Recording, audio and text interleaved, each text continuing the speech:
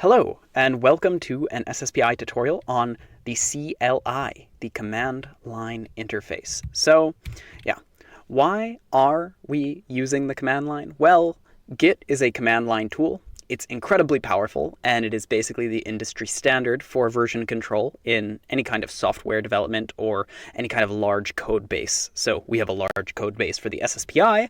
We're going to need to use Git to manage that code base, and so we're going to need to know how to use the command line to use Git. So I'm also going to give you a quick sales pitch on why the command line is actually useful in 2024.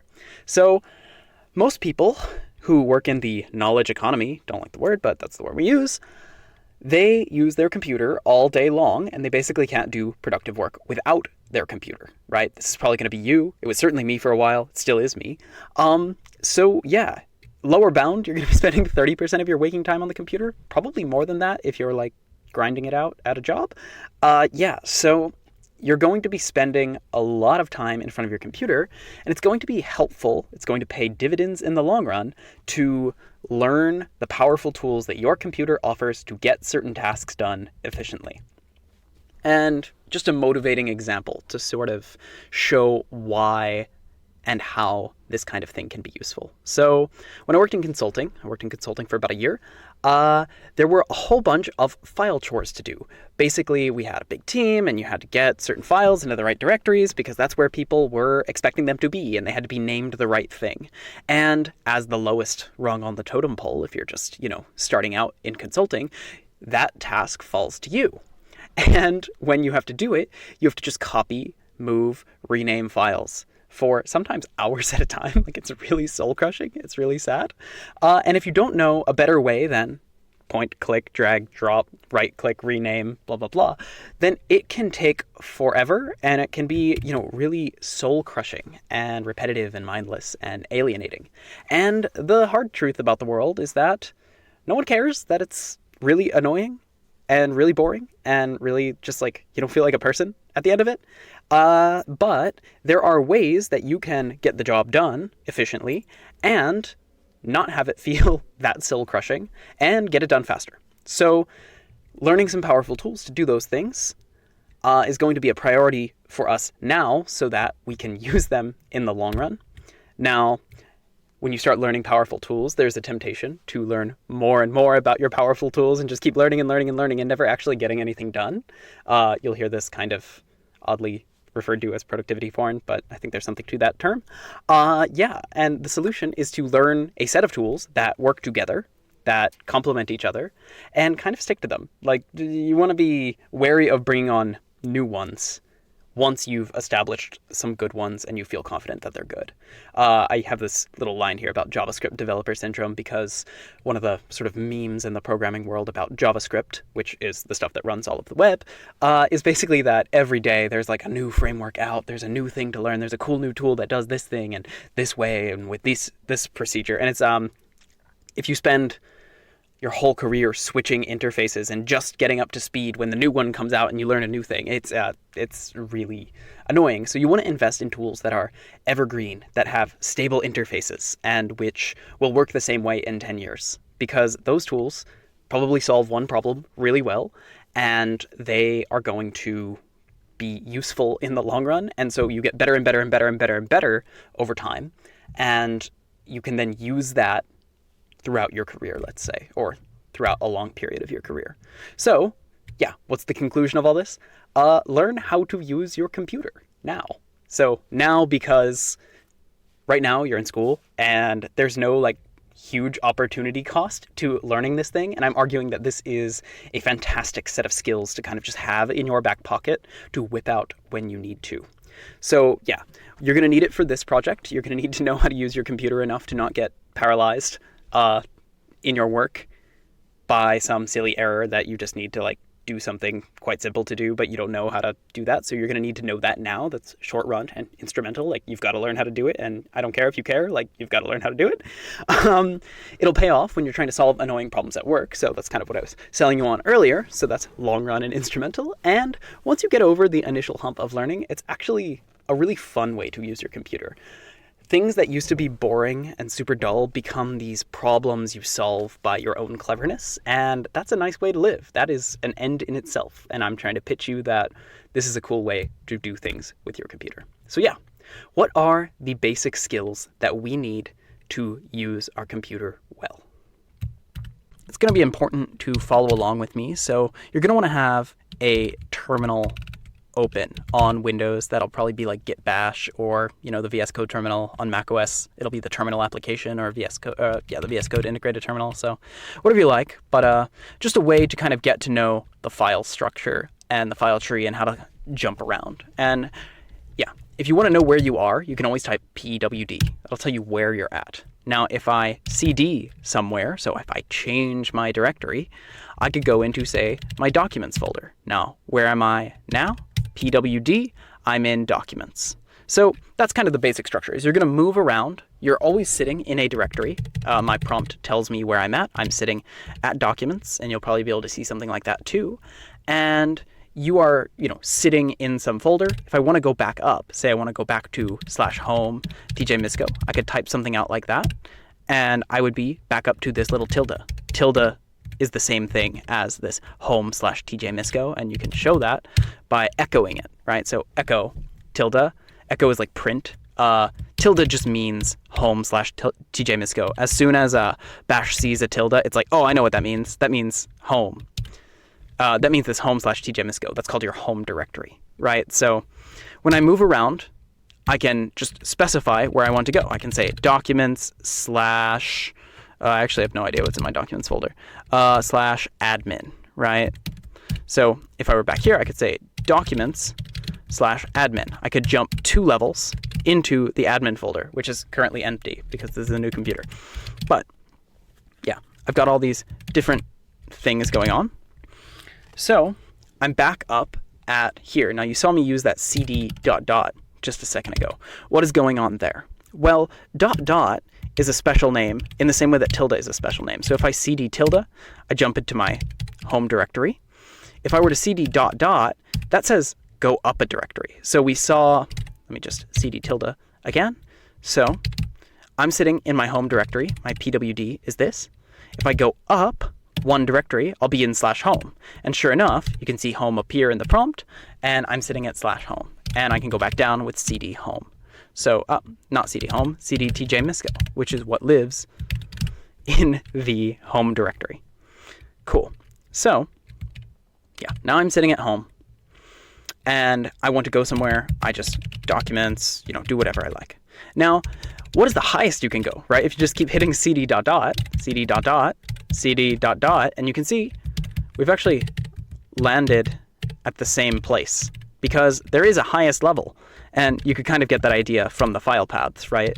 Right now, if I pwd, my working directory is just /. There's no other further information. This is the highest you can go. And what does that look like? I'm going to use this tree command. This is saying list everything 1 level below the top of the file tree. So yeah, this is the highest level. Those in the blue and the green, these are just the highest level folders.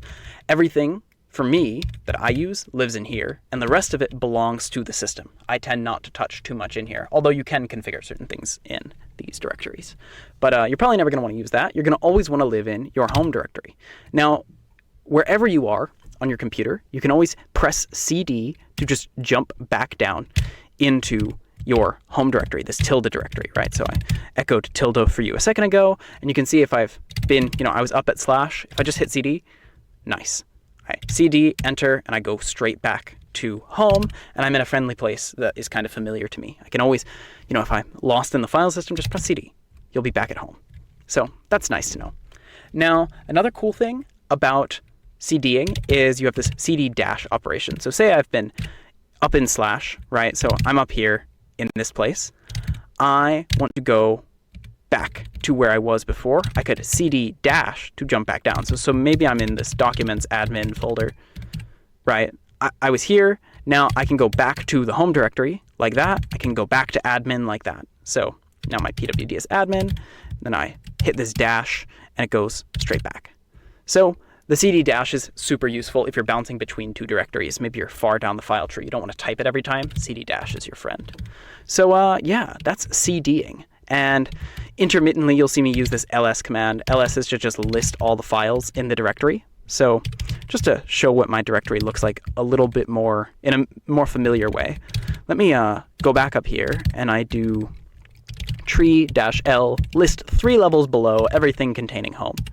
So here is all of my tutorial recordings, lots of different things. But let me do 2 levels just so it's easier to see. So yeah, this is the tree structure, right? And if I were to do this without this home, you'll actually see there's a whole bunch of different structure in here. And your file has this tree-like structure. The further you go down, you specify more things on the path, and you get further down the tree. I think pretty clear to most of us, but I just want to spell that out kind of in detail so that we're all on the same page. Now, one of the fun things is I'm going to jump back to my home directory, and you can ls, right? And that is common command to just view all of the files in here, but you actually don't see all of them. You might want to use this ls-a, and A stands for all, and it will actually list a whole bunch more files. And that's because there are a bunch of hidden files on your computer. Now, why is it that way? Well, most of the time you don't want to see the hidden files. Most of the time when I'm looking for things, I just want to see this. But sometimes, when I'm doing programming especially, I want to actually know what the hidden files are because they're going to be important for me. So we're going to be learning a tool called Git, and all of it lives in this .git folder, which is by default hidden. And anything that's hidden will have 2 dots at the start of the directory, or a dot at the start of the directory, rather. So yeah, if I were to make a directory, so this is how you make a new directory, and I called it .hidden stuff, or .hidden, right? I've made a directory, and Bash doesn't really tell you success, it just tells you failure. So when you don't get any feedback, it means your thing has gone well. And I ls-a, you'll be able to see that .hidden folder right here. So yeah, that is how the hidden directories work. And there are 2 very special hidden directories. So if I change into a smaller folder, like documents, or I could go to SSPI actually, just so we're in a place that we like. This is ls, but ls-a will have something like this. It'll have .git, and at the very top, you'll see these dot and dot dot. So dot is the current directory. So that is SSPI here, but you can always refer to the current directory as dot, which can be very helpful. And there's also dot dot, which is to go up. So cd dot dot. That is actually saying change to the directory above, and dot dot always points to the directory up. So useful things to know. So if you were to combine some of these commands, ls, if we, let's go to the root. If we were to ls here, we see that, but ls can actually take an argument. You can say list all of the files inside of home, right? And that's tjmisco. We remember that from this tree command, right? So -1, home, nice. We've got, you can see that home contains one thing, which is tree. Or home contains one thing, which is Tristan. That's me. Anyway, so, oh, yeah. So, pay no attention to the lighting change. So, yeah, let's move on to what we can do. We've learned how to traverse directories and move around, but, we actually want to do some file operations. So let's go to our SSPI folder. So mine lives here. And I've moved into this directory, and you can see there's some stuff here. And let's make a folder called test. And so you can see I've just added a folder called test. mkdir, if you look at what it does, you can make directories. So that's nice. mkdir is pretty useful. And rmdir, if you've created a directory and it's now empty, you can remove it. So now there is no more test. So mkdir test ls, you can see we can cd into test, and there's nothing in it. Go back up, and rmdir test to get rid of it, and it's gone. So making and deleting files, or folders rather, directories, yeah, pretty straightforward. Now, one thing that is a bit of a subtlety is if we have gone in here, test, right? So we're in here, and let's say we make a new file. Touch can be used to make an empty file in the location. So let's just put empty file here. Now, if we look at what's inside of tutorials, or not tutorials, sorry, ls, let's look at test. You can see we've got an empty file. So if we try to rmdir test, it's going to say we failed. The directory is not empty. So one thing you could do is you could just come down here into test, and you could rm. So rm is the command to delete a file, and you could delete empty file, and you could say, okay, yeah, we've got empty file. Gone. There's nothing in there. So now we can rmdir. Needs an operand. Cool. So yeah, now it's gone. But that would be really annoying if, say, we had touch. So I'll write a quick little script to do this for me. But let's make a directory called test, just for sake of argument, and say it has a bunch of files in it. So, and we'll give these all unique names. So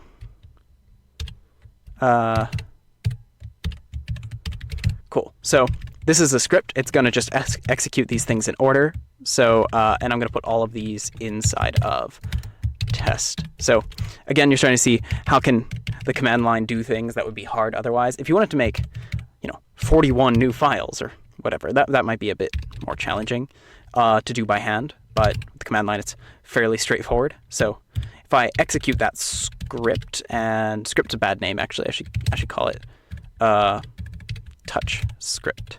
So I'm going to use this move command to move that script. It's just a file, right? So a script is just a file.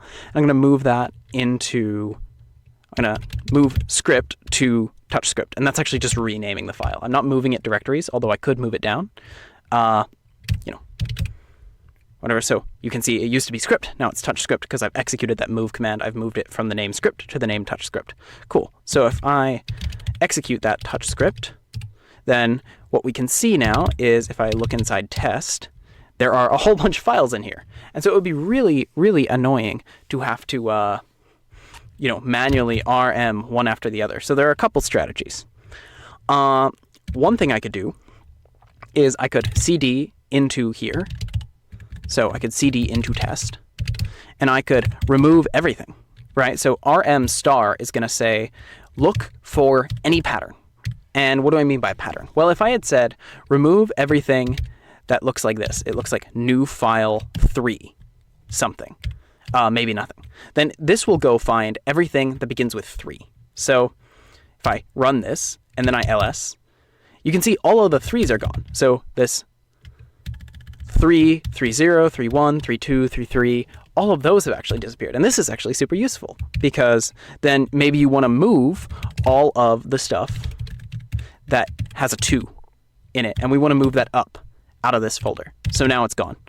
So this is called file globbing. Yeah, file globbing is cool, and you can see we've moved it up into the folder above us, so all of those new files are there. Now, what if I was up in this folder and now it's all messy? I want to figure out how to delete all of these new files that I don't want. Well, then what I can do is I can use globbing again. So I can use this rm command, and I want to remove everything called new file. I don't care what's at the end of it. Or I could even be less specific. There's nothing in here that begins with new besides those new files. Or even you could say lowercase n, and this will match all of those files. So if I remove new star, it says remove everything that starts with new and goes to the end of the word. So now you can see they're all gone. But I still can't rmdir test. Why? Because test is still not empty. If I ls what's in test, there's still a bunch of files in there. So what are my options? Well, I can, sorry. So I just accidentally jumped to the wrong directory, so I can just jump right back. And then I can cd into test. And I could just remove everything, right? I could say rm star. That matches every file. There's nothing in there. Now, like I said before, there's no way to undo that kind of thing, but you can see now I can go back, and if I were to rmdir, test works again because there's nothing in test. But if I were to run my touch script, can't type, again, then you can see I have just repopulated this file with a whole bunch of stuff. And another thing you could do, and this is something you want to do with some care because rm-rf is a very powerful command, but rm-rf is recursively delete files and force it. So use the force command. And that is going to delete everything here. Now, you want to be careful with this because there is no undo button. You cannot undo an rm-rf. And so if I were to go up, say, a level, or I was in the wrong directory, or God forbid I typed something like this and I hit enter. So if I hit enter here, it would delete every single thing on my computer, which is not good. So yeah, don't hover with your finger over the trigger. But I know I'm in the right place. I've double checked and I want to just recursively delete everything. Can do it like that. Test is no more, even though it contained files. So some things you can do there. Let's see. Other stuff is copying. So, if I wanted to copy, let's see, I'll make a new folder, and I will copy everything that begins. Let's use some of these things together. So let's just touch a new file, touch new file 2. Right, I want to move everything, or rather copy everything that begins with new dash into new folder. And everything I need a star, right? This is saying replace the end with anything. And you can see, okay, nothing's changed, but new folder has these 2 files in there, and those are copies. So yeah, all sorts of stuff you can do, and you can chain all these things together, and you can automate them. So that's super useful. All commands have common structure. So just bringing this back up, we have like ls, and then we pass it, -a, which is a flag, and then we can say a directory, which is say documents, right? And so it's saying list every single thing that is in documents. Sweet. So yeah, we have this structure, which is like we've got the command, we've got flags and options, and then we've got an argument. So yeah, nothing super special there, but yeah, some commands, so a lot of the ones we're going to use with Git have subcommands. So git add, for example, is a subcommand. So it's not really a flag. It's not like -a, -add. Add is itself a command, and Git is the master program. So Git has many subcommands. If you just type Git, you can see here are all of the common subcommands that you would use. So add, mv, restore, rm. You'll start to see that these have similar structure to the mv and rm commands that you would see on the command line itself. So tools that have nice interfaces. And yeah, this is a lot of typing to start. So you're not going to be used to typing these kinds of things. And so you're not going to be able to go that fast typing this stuff. And it's going to take some time to get in your hands. But one of the advantages is, like I was saying, with automation. So if I jump back down into CD and I look at that touch again, like I can grab that using the star. So I can just open this up. I automated the creating of 40 files in this directory. Now, again, nothing too impressive here. I'm just creating empty files. But, if I asked you to just go through and, oh, I've hit a button. Haha. If I asked you to just go through and create a bunch of empty files, how would you have done it? I don't know. Like for me, this is what comes to mind now that I know that you can do this. If I had to create 40 empty files, like this is how I would do it.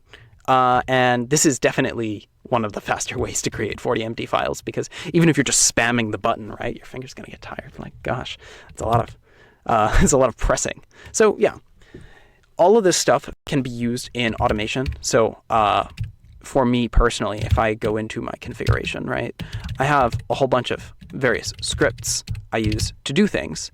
And a lot of these are really tiny, right? Like they're not very big, but they're useful in some way. So when I want to pick out a commit, right, this will be something you think about a little bit, but let's go to vim commits. Okay, so I'm just looking at this file, right? I have a script here, and this all looks a bit funny, right? But these are all just similar to the commands we were just talking about.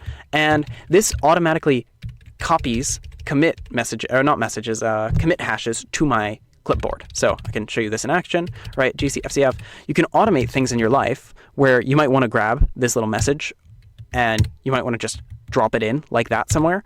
And instead of having to, manually git log, okay, how do I figure out this thing? And like, what was the message? And then I have to go over here and copy it. And, if I just know, okay, I can just type gcfcf and I know I want it to do the one that says fixed, right? Then I can just grab this one and now it's here. And you can just save yourself so many little chunks of time doing annoying things like searching through text or copying stuff with text or copying files here and there. Like, you can really go wild with this stuff. So yeah, that is the CLI. A tough learning curve maybe to start, but very rewarding in the long run. Lots of fun. So I will see you in the next segment where we talk a little bit more about Git.